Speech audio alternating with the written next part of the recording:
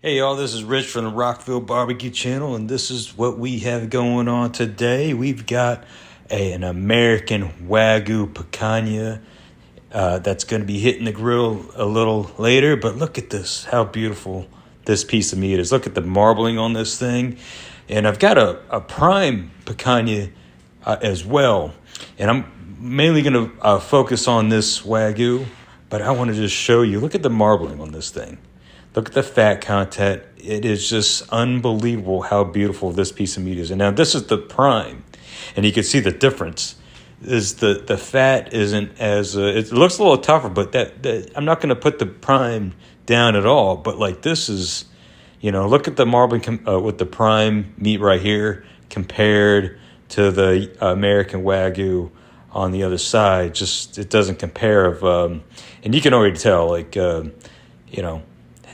which one might be the most tender right off the bat. But, it's all how you cook it. I like both. Never had the American Wagyu, so we're going to try this out today. And the Prime's going to make some appearances on this channel as well. But we're going to focus on this Wagyu. So I'm going to trim this up real fast, get rid of all the silver skin and any loose pieces that might get burnt in the barbecue on the grill. We're going to be cooking it on a Weber Kettle, just like how we do steaks, any kind of steak. We're going to get rid of the silver skin, pieces of fat, just trim it down. And I'm going to make this into steaks, about maybe 1.5 inch steaks, because picanha, to me, is almost like the holy grail of steaks. I love ribeyes and filet mignon, but this is like almost the top tiered cut of steak for me. And just gonna take my bone knife and just trim this off any bit that I can, and you just see how I do this. And see, I've located some veins of where this where the common veins are on a picanha. There's about 3 of them. As you can see, I'm pointing out right there. So I'm going to take the one that's closest to the edge and just slice that piece off with my slicer right over here, and kind of get rid of that end piece, because that's generally the most chewiest part of the steak. And no one wants to eat that, but this is a special kind of steak, so I might end up cooking this anyway just to try it out.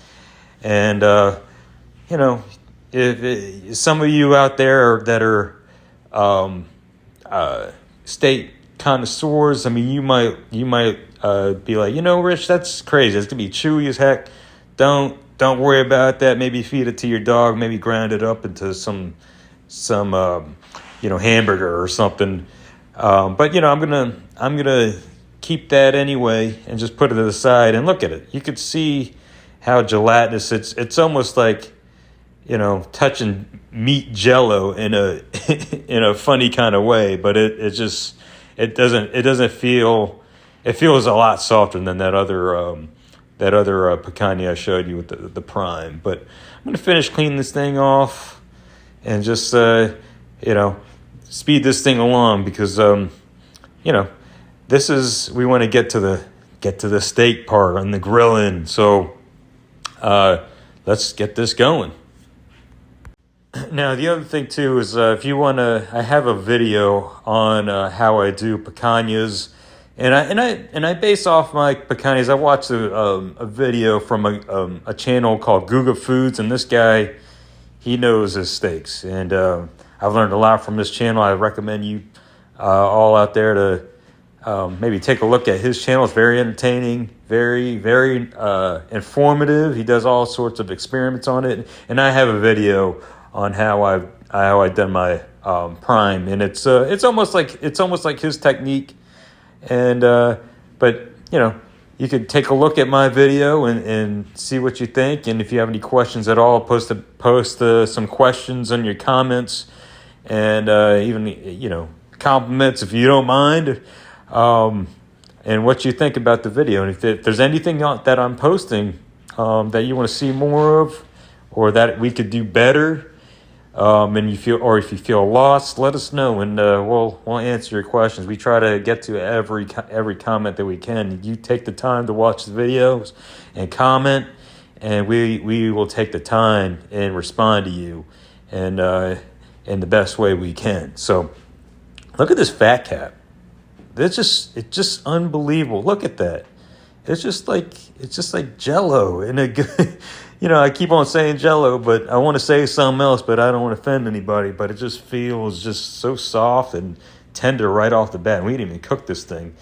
So, yep, I'm grabbing my my measuring tape, and I want to get this exactly at around 1.5 inches, 2 inches, because if it's too thin, it's going to cook really fast, and it could toughen out the meat on the grill. So we don't want that. So thick cuts of steak is what we're looking for. And I'm going to take my slicer and just cut it as straight as I possibly can. Straight, just like that. And I'm going to take this steak and use that as a template to cut the other steaks in terms of thickness. So yeah, we're looking for about 1.5 inches, 2 inches of meat. You could cook a picanha as if you were doing low and slow brisket. I've seen people do that. But I feel like the quickest and best way to cook it, in my opinion, is I love steak. So I'm going to cook these into steaks. Look how beautiful that is. It's just crazy how marbly and soft this thing is. It's just, I can't wait to eat this thing and share it with friends and family that I'm cooking this for. So, and some of them haven't experienced eating a picanha. So this is a very new thing to some people out there within my family. So, if you want to, I recommend trying this thing out. Now you can see I'm slicing the steaks against the grain here, just to keep it nice and smooth. We don't want to cut with it because you might get some shreds of meat that you don't want burning on the grill. So look, nice and smooth cuts, just like this.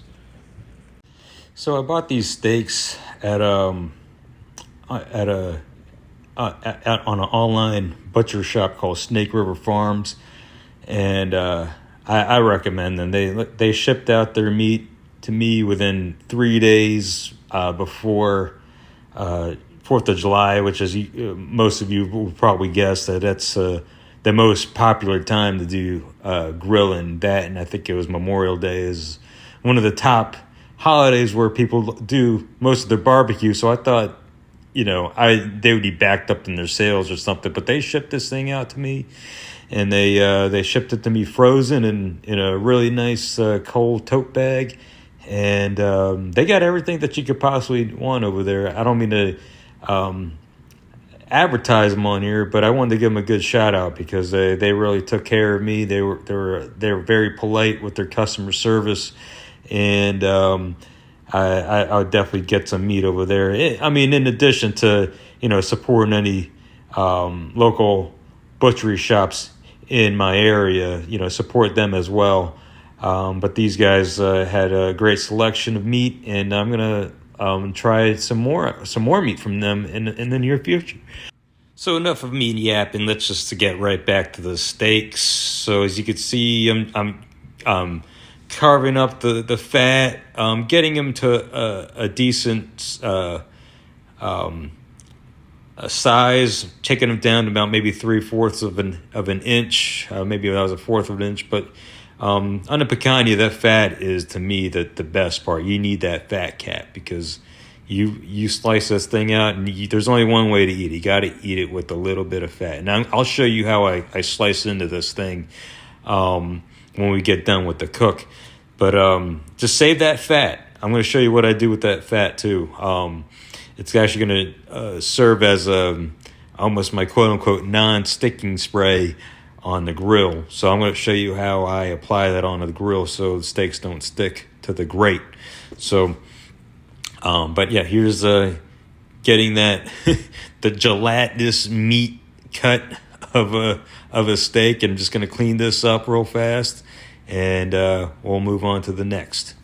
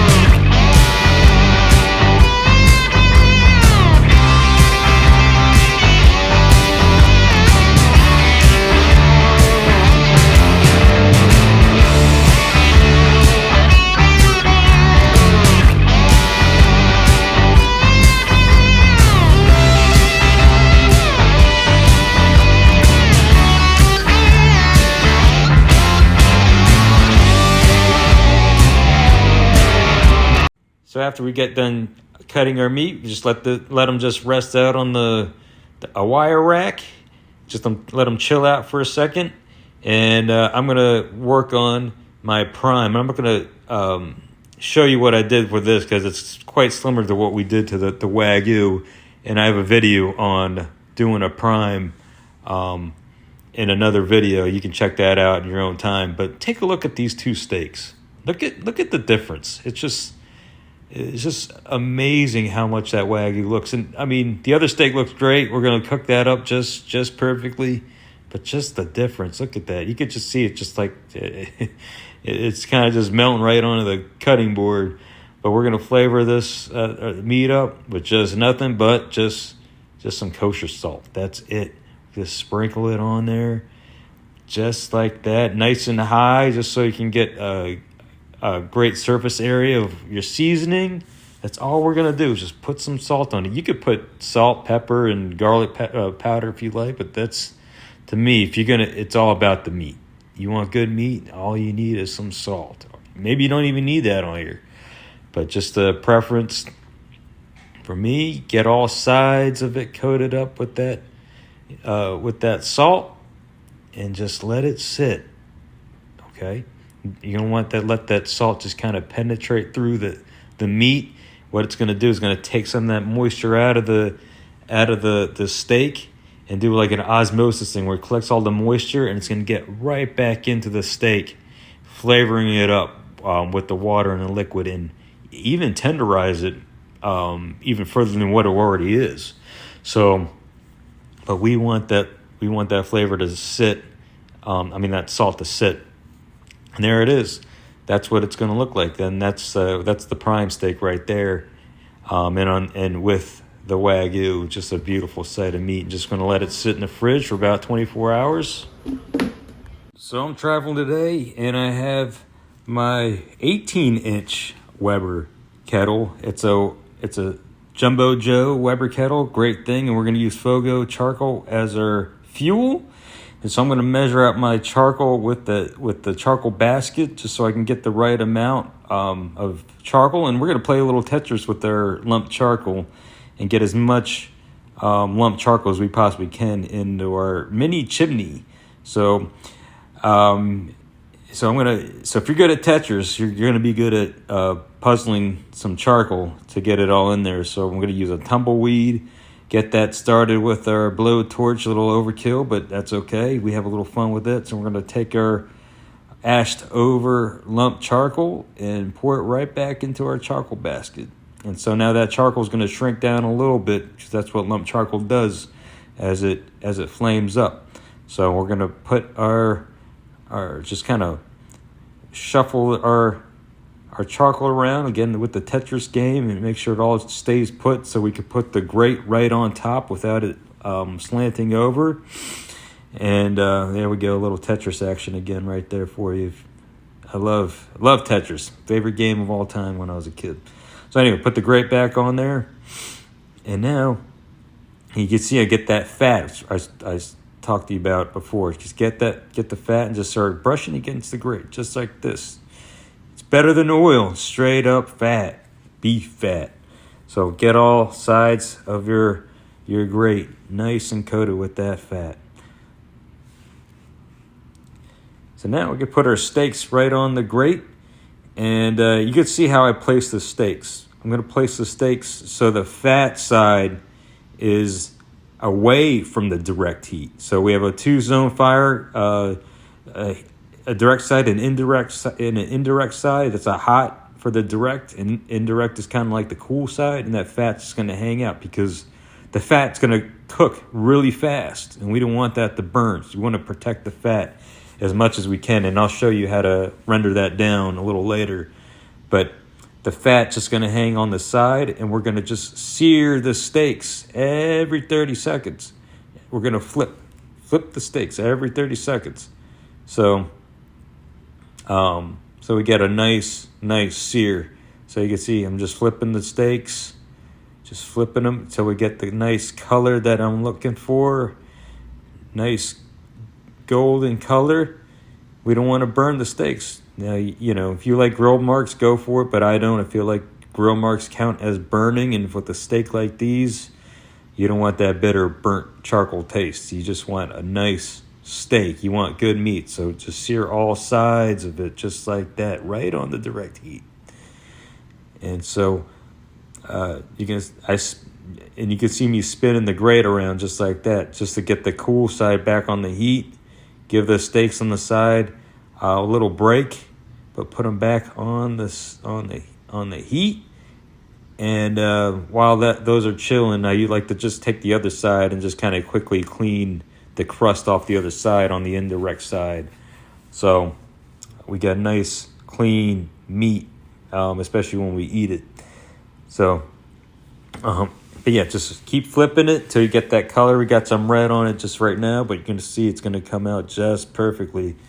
So I know some people like the reverse sear. I don't. I feel like you can easily overcook your meat. Searing it first really helps. And now we're just going to cook that fat. You can see I'm just kind of dabbing it onto the grate, not letting it sit. So I'm going to brush it on there, kind of like an artist uses a paintbrush, and just brush it. You might get some flare up, and that's okay. Don't be scared about the flare up, because that's just the fat melting down in the fire. So you've got a little tiny flare up.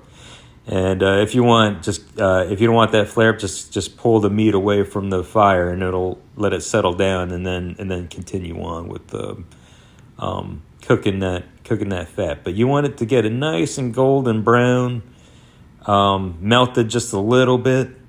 And I like to get a little blackness on the fat, not too much, not burnt. You're going to see what I'm talking about. But just keep dabbling the steaks right on the grate. Look at nice and golden brown. You can see the edges is already browning up just fine. It's nice. It's going to get that nice classic picanha look that we're used to seeing. So it's still got some fat on there to render down, but just give it some time, work on it, and you're going to get the perfect looking steak you could possibly get.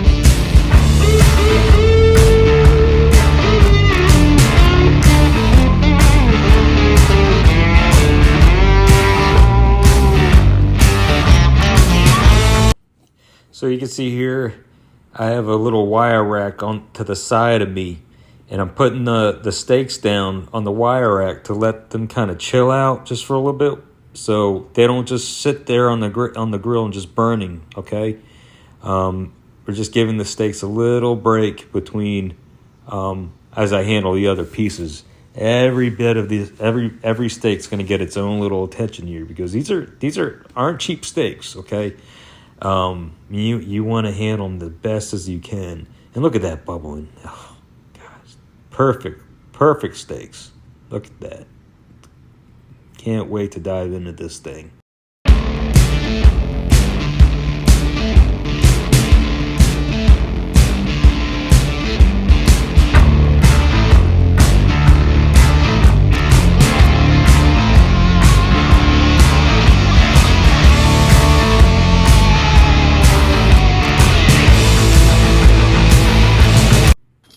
So, all these steaks are perfectly cooked the way I wanted. I'm going to put my meat thermometer inside and just let them cook until about 128 degrees internal. I like my steaks about medium rare, medium. So I'm going to pull them out right at 128 and let them rest. Steaks.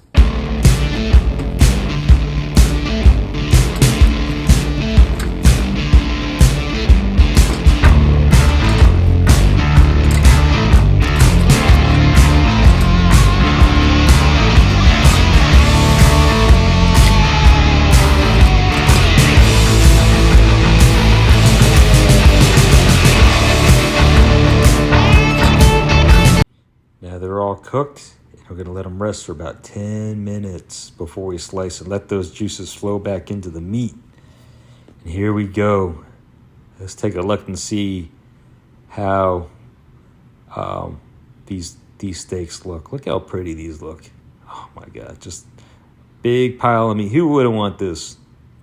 I know some of you carnival carnies out there, carnivore diet people would love. Maybe you eat this for breakfast every day. I don't know, but look at that sight right there. Just a cutting board filled with beauty right there.